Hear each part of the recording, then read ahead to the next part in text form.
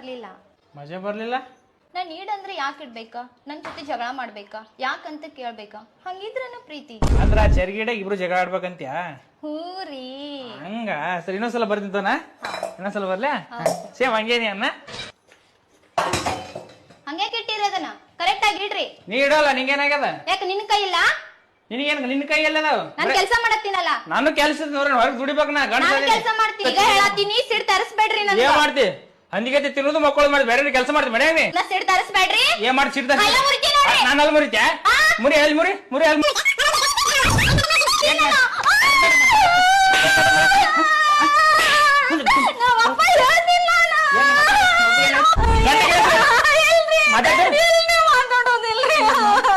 ಮತ್ತೇನು ಕರ್ಸ ಗುದ್ದಿದಾವ ಹೇಳತ್ ನೋಡ.